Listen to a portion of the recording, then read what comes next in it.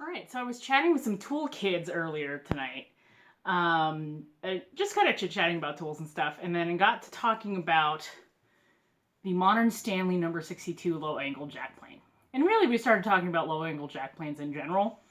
And I started talking about how these are basically the best plane to start with for someone who is absolutely new to woodworking, just like in general. Like, nothing. Because that's pretty much where I started. I did a bunch of research on what's a good plane to start with, and essentially it boiled down to the low angle jack plane or the regular bevel up planes in the number 4 or number 5 size. With one of these, you can basically do anything you want. It just kind of depends on what flavor you do and what kind of projects you do. But for the price of the modern Stanley number 62, these run, if you have like a Black Friday deal, it's usually like $100 to $120, or like kind of average is around $150. But the best part about these is that there's very few adjustments you have to worry about. And it basically is a jack plane, right? So it's a jack of all trades, which means it's not necessarily the best at everything, but it's pretty doable, as long as you know what you're doing. And honestly, it's pretty foolproof in terms of adjustment. So let me show you this. Lever cap just twist, just twist off. The only thing you've got is a bed, a frog bed that is cast into the plane, so you don't even mess with that. And the only thing you have to mess with is this Norris adjuster, which it'll be your lateral adjuster. So it'll move the iron from side to side. And that's all you worry about. This iron is at 25 degrees. The bed itself is at 12 degrees, which means that you have a 38-degree bed. The frog on a bevel down plane is going to be at 45 degrees. So it's like 6 degrees off, but just like sometimes that minute angle. So it's called a low angle jack because it's lower than the regular bevel down planes. The angle of it makes it so that it's great on end grain. And you can do end grain with your normal bevel up down planes, but it just goes through it right away. You're not necessarily adjusting a lot of stuff that you would to go through like weird grain and stuff the way you would with a low angle jack. So that makes it really nifty for beginners, like me when I started.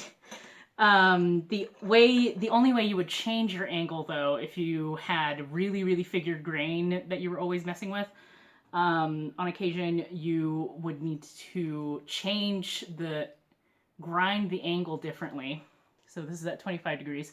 You grind this to about 38 or 50 degrees, and then you're good to go. However, when you're a complete beginner to new woodworking, you generally don't jump right into the crazy exotic woods and stuff. Typically, you're gonna be building basic things like your workbench. It's typically a really good project to start off with, and typically that'll be out of pine because you're trying to be cost effective and stuff, and you just spent $150 on your first hand plane. And so worrying about this isn't too big of an issue. It is the one drawback from the modern Stanley number 62 is that you can't get these replacement irons anymore. They just don't sell them. So if you do want to mess around with your iron, you better do it in a way that that's what you want to do with your plane. So back to why the number 62 is just fantastic for a beginner. The adjustments, very easy. Again, you're just messing around with the Norris adjuster. You also can move the mouth around. Let me show you. So you just turn the knob, and then that lets you move this doobly-doo, which actually moves the mouth. So you can get the mouth really tight for smoothing, or you can open the mouth up for some scrub work. And that, is what a jack plane does. It does all sorts of things. So By moving the mouth, you can change how much of the wood you're actually taking out. You can take a huge chunk, or you can take really thin slices for smoothing. So that's really great for this. And then if you cambered your iron, so if you took your iron and you didn't keep it at just this, 90-degree square, but you kind of rounded out the corners a lot, that's a camber. And by cambering your iron, it's really good for scrubbing, so you can turn this into a really good scrub plane. The other benefit of the 62 is that you can put it on its side, and then now it's your shooting plane. You basically I am redoing my shooting plane jig, but basically it allows you to do end grain, which is what a low angle jack is really good for. And just make sure that these bits, these end grain bits, are completely at 90 degrees, or whatever degree you want it to be. But typically you have a shooting jig for a 90 degree or 45 degree angle. So that's my pitch for why the modern Stanley number 62 is probably going to be the best bang for your buck in terms of being a completely new woodworker who's just kind of trying it out. It's a great value relative to the modern versions from Lee Nielsen and Veritas that, they kind of start like $200, $250, $300, depending on supply chain issues and stuff. So that's my pitch for this. Very easy to get to know. However, if you do have a bit more knowledge about planes and you're just kind of getting into it, I'd say start with the bevel down planes. You're mostly going to do stuff with the bevel down planes. You get more ability to adjust as needed. Not that this is seriously my first plane, my beloved plane. Love it. But I started messing around with bevel down planes because, this is the traditional woodworker tool. And basically you either start off with a number 4 or number 5, depends on what you're doing. If you want one plane that does it all, a jack plane at a number 5 size, perfect. And then if you're the Paul Sellers type, you can make the number 4 do also everything. You just have to adjust properly. And then especially if you're only working on small things, a number 4 is perfect size for being able to scrub, joint, smooth, and just all the normal stuff. But basically the only difference between your bevel down and bevel up planes is just a few more things. So you've got a frog. So this is the frog. There's some adjustments in the back. You loosen those nuts. This is the bedrock version of a number 4. So, well, the Wood River bedrock style. And so that adjusts these, which allows you to move the frog forward or back as needed. So that's the benefit of moving the frog back and forth, is that you can get it real tight. You can get the mouth really, really tight on there for really great smoothing.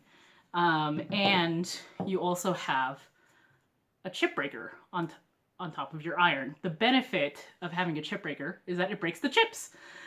So as you're planing across wood, the wood will curl upwards, and the chip breaker will basically start breaking some of those curls so that they don't curl under your iron or get really clogged up in there. So it allows you to smooth a lot better. Having the ability to much more finely adjust your plane makes smoothing really, really fun and really nice. And then you get some really nice translucent curls that you still can get with the number 62 low angle jack plane. It's just you're doing a different kind of fiddling because there's only so much you can get this to be really, really tight. And you're fighting against the chatter that you're getting on this like aluminum cap on your really thick iron. So, I mean, it'll do it. It'll do it. you're just not getting like tenths of an inch difference in your shavings. So that's pretty much all I wanted to talk about, was how to start in hand planes.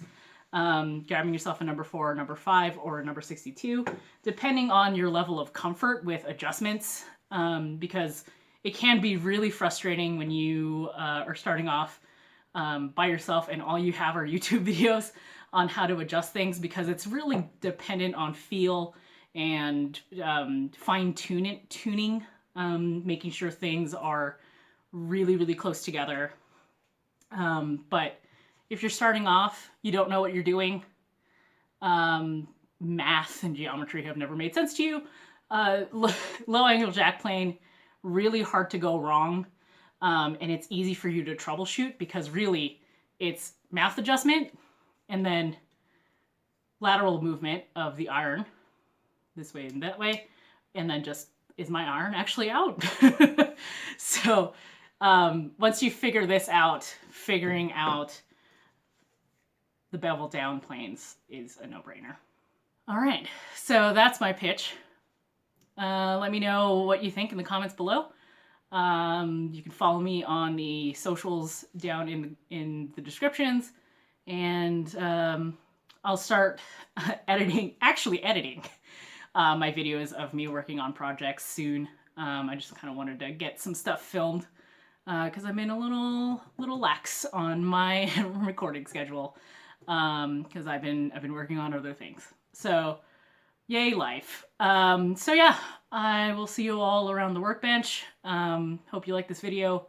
If you liked it, please give me a like. I need the validation. But otherwise, see you around the workbench.